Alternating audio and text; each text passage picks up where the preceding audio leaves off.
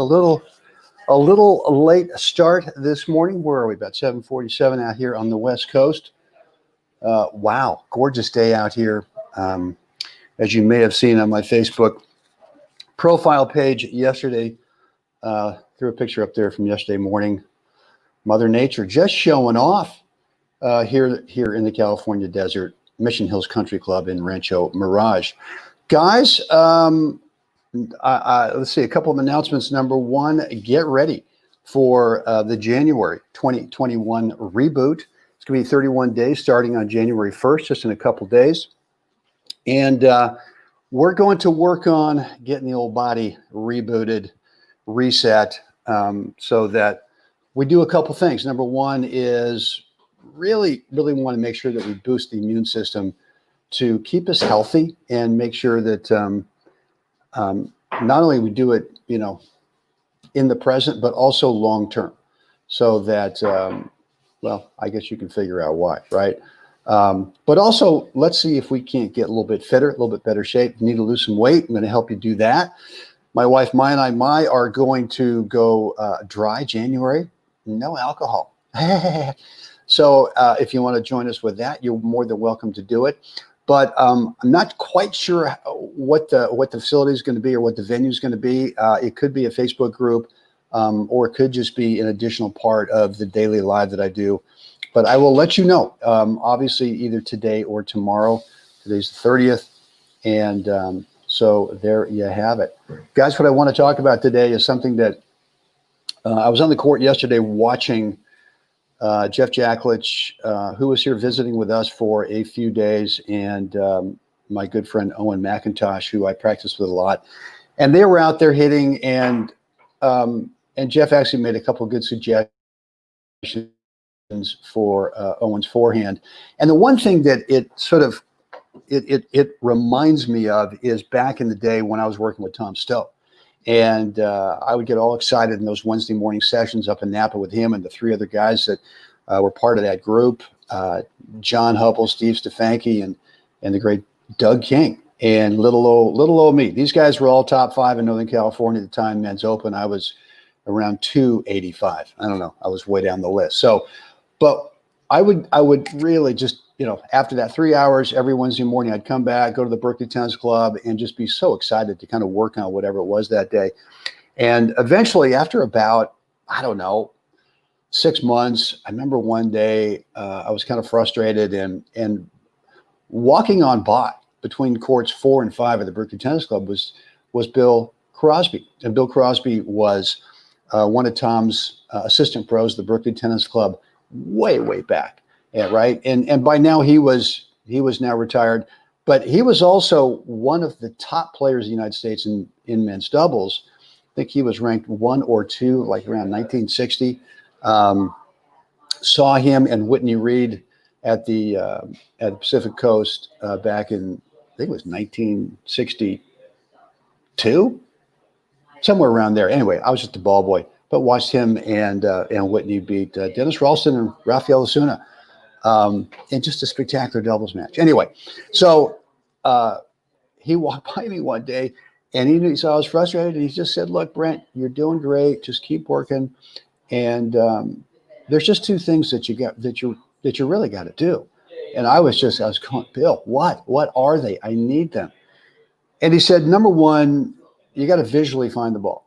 And so that was kind of a general thing. You just got to find it, as opposed to watch it. You just got to find it. But the second thing he told me made a lot of sense in terms of what I continue to think about and what I saw yesterday with Jeff and Owen, which is, he said, "Brent, you got to get into the hitting position, forehand or backhand, immediately."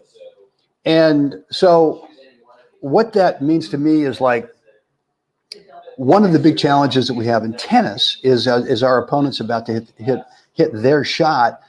We don't know whether the ball's going to end up to our right or to our left, right? Whether it's either be as a right-hander, if it's on our right, it's a forehand. If it's on the left, it's a backhand. We don't know. So what do we have to do? We have to face forward. We have to face that opponent because we don't know. But would you do that if the game, let's just say, just for discussion purposes, that the game was only forehands? Would you hit a forehand and then would you face forward as your opponent was about to receive and play their next shot that obviously was now going to come to your forehand again? Would you face forward during that moment? And, or would you hit a forehand and finish a stroke and then maybe you had to recover to some part of the court, but then would you just turn immediately way before that opponent hit their shot, knowing that the next ball coming to you was going to be a forehand? And turning, meaning would you get into the ready kind of hitting position, turn sideways and get ready to hit in their forehand? Well, look, I mean, you think about golf or you think about baseball, and baseball for me was the analogy that I brought up to Owen yesterday because both Owen and I played a lot of baseball as kids. And so that's a sport that we can kind of draw parallels to. And if you think about a baseball hitter, do they get into the batter's box and actually face the pitcher? And as that pitcher starts to go into their windup, do they then start to turn and get sideways? Well, the answer is no. Golfers, do golfers face the target and then in one motion turn and decide they're going to hit from the left side or from the right side? No, they've already decided which side they're going to swing from, right? So in both those sports, they have the luxury of being able to get turned sideways to start, obviously, right? So what we were working on with Owen yesterday, and I know what is still kind of the thing that from my forehand as well, I need to make sure as a reminder that I do, is that as soon as the ball is hit to my right, I need to eliminate that facing forward position and not only get sideways, but with my hands in the prep, is to not kind of draw the ball in as I go back with the racket to get set, to not pull the racket back or not kind of drop back at the same speed that the ball is coming. And, I think yesterday with Owen, I didn't do a great job of explaining that, of articulating that. Because he did ask me, well, what do you mean? And so that's when I brought up the baseball analogy, is that baseball hitters are already sideways and they've already got their hands and the bat in a position where they're ready to swing forward, right? And so I think, and I know what Jeff was trying to help Owen with yesterday is just that you got to get into that position rather than sort of being halfway, where now you're pulling the hands back or turning a little bit more at the speed of the incoming ball. And that could be fast. It could be slow, right? I mean, your opponent could just uncork one over there and then you're quickly, from the initial turn, maybe hesitating a second and then pulling the ball in, pulling those hands back, kind of drawing the ball in at the speed of that incoming ball, or maybe just the opposite. It's super slow. And the problem with that is that the timing required, maybe you can bring up an example of some guy or some gal on the tour who does that, but you got to understand that that is someone who's on the court 2-3 hours a day, physically is like just a monster, right? And so that's not us. And I'm not saying that you got to go, the old classic racket back, but you've got to be prepared to be able to be just like a baseball hitter, to be able to be turned sideways, have your hands ready so that if you need to, you can go ahead and swing forward from that position. And sure enough, I was standing next to Owen on the side as he was hitting with Jeff, and we had Kevin Kearney out there yesterday too. But you could clearly see that, and I wasn't even watching the ball coming to Owen on the other side. I was off to Owen's side, and all I was looking at is he getting completely turned as if he's a baseball hitter and waiting in that position. And again, I'm not saying that we hit a tennis ball just like we would hit a baseball, but getting all the way turned early and prepped and waiting. And all you have to do from that position is just go ahead and initiate the swing forward. And when he did that, I mean, the sound was different of contact. He was way more consistent with his unique ideal point of contact.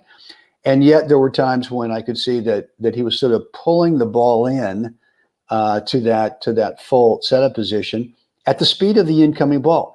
And very often did not get the result he wanted. So there you have it. I hope that makes sense. For me as a kid playing baseball, I don't know why, but, I threw right-handed, but I bat left-handed. And so for me, I guess my backhand has always felt more natural to me. And I'm sure that I get more into that left-handed baseball hitter setup on my backhand fully. It's just more instinctive. It's just more natural for me as opposed to my forehand. So just like everything else in the game, I've got something to go out there and retrain that habit, like I've talked about, which is, the game of tennis is just either good habits or bad habits. And I'd rather have a bunch of good habits. So, and whether that is shot choice, whether that is minimal technique, whether that's tactics, whether that's physical, whether that's mental, I'd like to continue either to create new ones or to reinforce good habits over and over again. So with that said, guys, I am out of here. Going to go back to Jeff. We're still having a little discussion about cryptocurrency. If you're an expert in it, man, hit me up. Just go ahead, whether it's tennis or cryptocurrency for today. You can leave a comment. You can go and just direct message me or shoot me an email, brent@webtennis.com. Hope you guys are having a great day. And as always, come on now, got to get out there today. Help someone else have a spectacular day. Guys, we will do this again tomorrow. See you then.